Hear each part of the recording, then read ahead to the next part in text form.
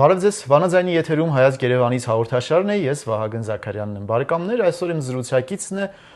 Դսեղի Հովհաննես Թումանյանի տուն թանգարանի ղեկավար Ռոզա Ղազումյանը եւ մենք գտնվում ենք ամենայն հայոց բանաստեղծի տանը, պարբերաբար հանդիպում ենք այս հյուրընկալ օջախում ամենայն հայոց բանաստեղծի տանը եւ ներկայացնում ենք թանգարանի գործունեությունը։ Հովհաննես Թումանյանի տուն թանգարանը Վանաձայնի լավագույն բարեկամներից է Տիկին Ռոզա, մենք շնորհակալ ենք, որ նաև այն աշխուժությունը, որ մշտապես նկատվում է թանգարանում եւ նաև արձագանքներն ենք ստանում մեր հայրենակիցների կողմից, ովքեր Սփյուռքի տարբեր համայնքներից գալով Հայաստան գալիս են նաև Հովհաննես Թումանյանի տուն եւ այստեղ ձեր աշխատակիցների կողմից այնպիսի ջերմությամբ ու այնպիսի մեծ ակնածանքով է ներկայացվում Թումանյանի կյանքն ու գործը, որ այդ արձագանքները մենք հետագայում ստանալու իսկապես շատ ոգևորիչ է, իսկապես շատ տպավորիչ են լինում։ Տիկին Ռոզա, վերջերս նշվեց ամենայն հայոց բանաստեղծի ծննդյան օրը, որը նաև գիրք նվիրելու օրվա հետ է համընկնում, ինչպես այն ընթացավ, ինչ արդյունքներ ունեցանք, ինչ տպավորություններ ստացանք։ Շատ հետաքրքիր միջոցառումներ եղան մեզ մոտ, բնական է ասմունք, երգեր եւ այլն, մեր հայրենակցական միության անդամները եկան, մեր համագյուղացիները եկան, մենք գրքի շնորհանդես արեցինք, մենք բարեկամ դերասան ունենք, հենց մեր գյուղացի, ավարտել է Գեղարվեստաթատերական ինստիտուտը, աշխատել է Լիբանանում, այնտեղ ունեցել է թատերական խմբեր ու իր տպավորությունները, իր կյանքի ամբողջ պատմությունը ներառել է գրքի մեջ։ Այդ գրքի շնորհանդեսն արեցինք։ Ինքը բերել էր բոլոր այցելուների համար մի 50-60 գիրքեր բերել։ Խոսեցինք, հուշեր պատմեցին, գրքեր նվիրեցինք։ Այդպես զեկուցումներ արեցինք այդ օրը, ծաղիկներ դրեցինք մատուռին, սովորաբար ծննդյան օրն են մատուռին ծաղիկներ դնում, ասենք արձանին դնելու փոխարեն դնում են մատուռին, մարդկանց թվում է, թե դա ավելի կապված է, այդտեղ է Թումանյանի սիրտը ավելի կապված է իր հետ, քան թե ասենք քանդակը եւ այլը, այդպես շատ հետաքրքիր օր ունեցանք։ Տիկին Ռոզա, իսկ ընդհանրապես հետաքրքրությունը թանգարանի ուղղությամբ որքանով է նկատելի, որովհետև ամեն դեպքում հեռու է Երևանից, մայրաքաղաքից։ Առաջ մեզ մոտ հիմնականում դպրոցականներ էին գալիս։ Հիմա այս 2-3 տարի է գալիս են ընտանիքներ ու դա շատ հաճելի է, բերում են իրենց երեխաներին։ Պատկերացրեք, հայրը, մայրը երեխայի հետ ունկնդրում են, հաղորդակցվում են, երեխայի մոտ հետաքրքրություն է առաջանում, շատ կարևոր է ու մի հետաքրքիր բան էլ կա, ավելի շատ հայրիկներն են զբաղվում երեխաներով, քան թե մայրիկները։ Մայրիկներն իրանց համար հանգիստ զբոսնում են, լսում են, հայրիկներն են զբաղվում։ Առաջընթաց կա այդ իմաստով ու դա շատ կարևոր է, որովհետև այսօրվա իրադրության մեջ կան երեխաներ, որ հանցագործներ են դառնում։ Դա մեզ շատ մտահոգում է, մեզ մոտ էլ դեպք կա։ Եթե ընտանիքից այդ հետաքրքրությունը գրքի ամեն ինչի հանդեպ որ լինի, երեխան ուրիշ ուղղությամբ կդաստիարակվի։ Ասեմ, որ գիրք նվիրելու օրը նաև շատ գրքեր նվիրեցին։ Մեզ որոշ հասարակական կազմակերպություններ իրենք բերեցին, գրքեր նվիրեցին, էդ էլ կարևոր է, երեխաներին գրքեր ես բաժանում, տանում են տանը,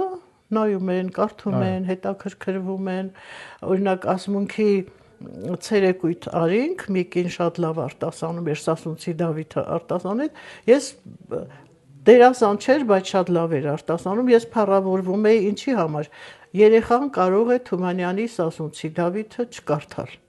բայց ամբողջ Սասունցի Դավիթը սկզբից մինչև վերջ երեխան լսեց, ես մտածեցի, որ կարդաց արդեն երեխան այդ Սասունցի Դավիթը, այն էլ կենթանի կատարմամբ շատ հրաշալի ու լսում էին շատ լավ, ինքը հարցեր էր տալիս դահլիճին,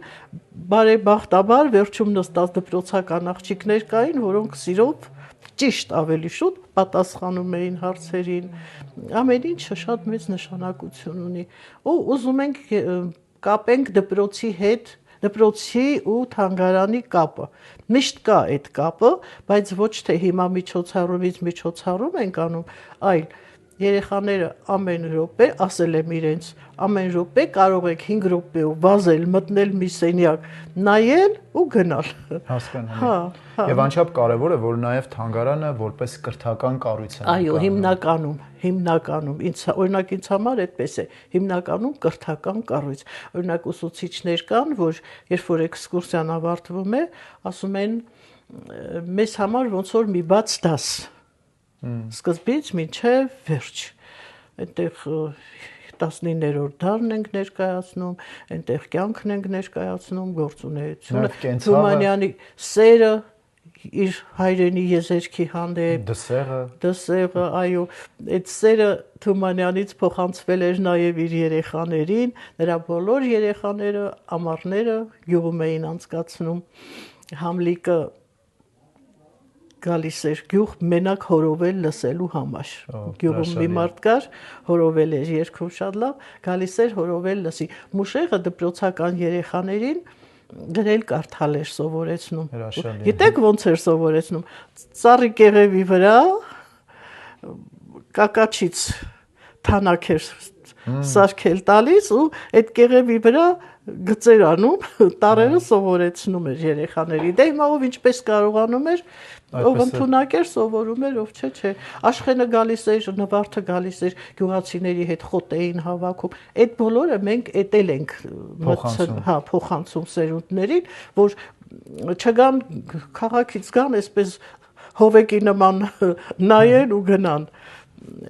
Հասկանալի։ Տիկին Ռոզա, այս պահին մենք կարճատև դադար պետք է ունենանք, պետք է լսենք թումանյանական ստեղծագործություններից մեկը, որից հետո կշարունակենք մեր զրույցը։ Բարեկամներ, հիշեցնեմ, որ մենք գտնվում ենք Դսեղում եւ այսօր իմ զրուցակիցն է Դսեղի Հովհաննես Թումանյանի տուն թանգարանի ղեկավար Ռոզա Ղազումյանը։ Այս պահին կարճատև դադար, որից հետո կշարունակենք մեր զրույցը, խնդրեմ։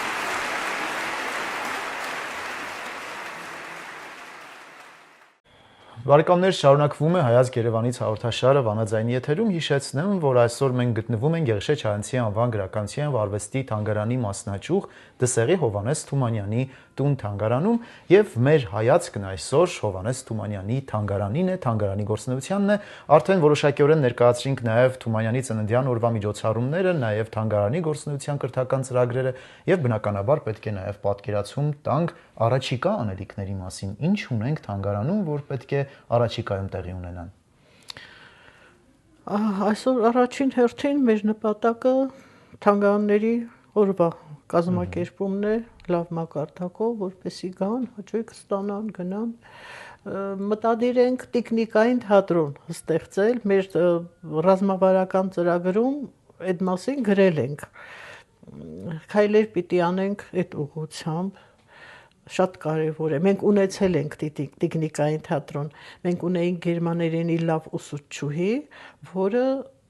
մեկ գերմաներեն լեզվով, մեկ հայերեն լեզվով անում էր տեխնիկային թատրոնը, նույնիսկ գերմանացի այցելուների համար։ Հա, բայց նաև հայերենով դուք ունեք համահայկական ծրագրերում, այո, անտառի տնակը եւ այլն։ Բայց ինքը հիմա թոշակի անցավ, մենք նոր խնդիր ունենք նորից տեխնիկային թատրոն։ Նոր ուժեր է պետք ներգրավել։ Հա, նոր ուժեր, նոր երեխաներ, նոր դերասաններ։ Թումանյանը տեխնիկային նյութ այնքան շատ ունի, որ տեխնիկայինին համապատասխանի է։ Շատ։ Ամեն բանաստեղծություն, ամեն հեքիաթ, ամեն ինչը հարմար է տեխնիկային։ Ես անցյալ տարի առիթ ունեցա Միկաթիլ Մեղրը դիտելու։ Իսկապես շատ հետաքրքիր էր եւ հենց Թումանյանի բակում ներկայացնել Միկաթիլ Մեղրը հրաշալի էր։ Հետո ուզում ենք ոչ թե մեկ միջոցառում անենք, այլ ուզում ենք միջոցառումների շարք ստեղծել։ Ամառ, աշուն, ցմեր, գարուն, այսինքն գարունից ենք սկսելու Էլի Թումանյանի ստեղծագործությունների հետքերով։ Մենք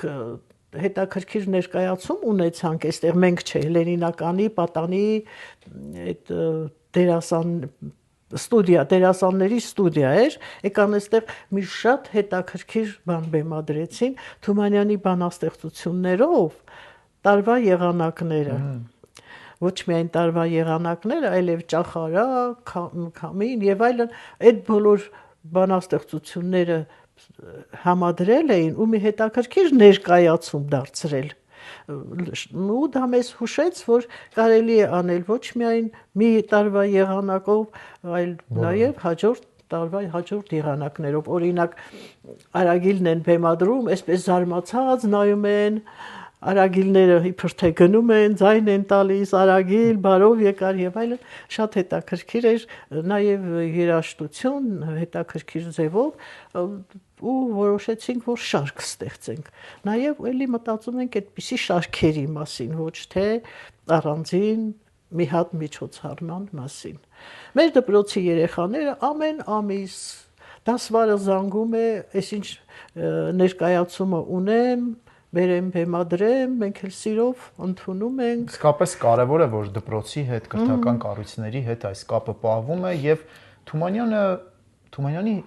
հետքերով շատ են գալիս դսեղ, սա էլ է շատ կարևոր եւ քանի որ մենք այս պահին ունենք հնարավորություն նաեւ մեզ դիտող լսող հայրենակիցներին հրավիրենք նաեւ եղանակը արդեն տաք է,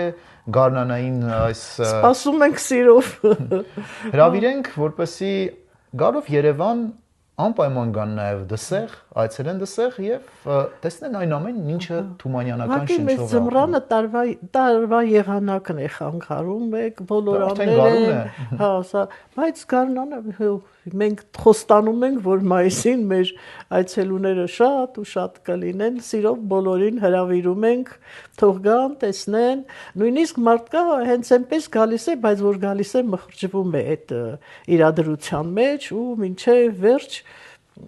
գոհ են մնում, նույնիսկ ցուցանմուշների պահապանը, եթե հետները շրջում է, օգնում են, եթե մի բան կա, յորը հաստատ գիտեն, ասում են ու շատ գոհ գնում են։ Հասկանալի։ Տիկին Ռոզա, անչափ շնորհակալ եմ այս հետաքրքիր զրույցի համար եւ առաջիկա ամենամեծ միջոցառումը դա թանգարանային գիշեր միջոցառումն է, թանգարանի միջազգային օրն է եւ եթե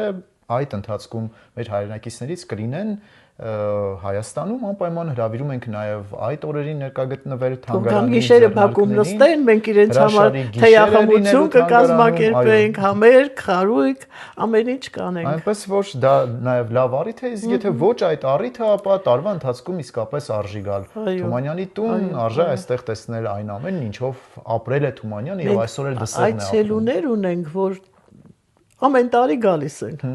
Հարազատ տուն է դարձել։ Մի երիտասարդ իր ավտոբուսի վարորդ իր կնոջ դասարանին բերել էր։ Մի քանի ժամանակ հետո էլի այցելու բերեց արդեն մեքենայով։ Մի քանի ժամանակ հետո էլի այցելու բերեց, ասացի դուք էլի եկաք, ասավ ես ինչքան հյուր ունենամ, պետք է բերեմ թանգարան։ Շատ լավ, շնորհակալություն, մենք էլ պարբերաբար Վանաձայնի եթերում կշարունակենք անդրադառնալ ձեր թանգարանի գործունեությանը։ Բարեկամներ, հիշեցնեմ, որ այսօր Հայաց Երևանից հաղորդաշարում մենք անդրադարձանք Եղշե Չարենցի անվան գրականության եւ արվեստի թանգարանի մասնաճյուղ Դսեղի Հովհաննես Թումանյանի տուն թանգարանի գործունեությանը, առաջիկա ծրագրերին։ Հիշեցնեմ, որ իմ զրուցակիցն էր թանգարանի ղեկավար Ռոզա Ղազումյանը, ես Վահագն Զաքարյանն եմ, հանդիպելու ենք հաջորդ չորեքշաբթի Վանաձայնի եթերում։ Հաջողություն։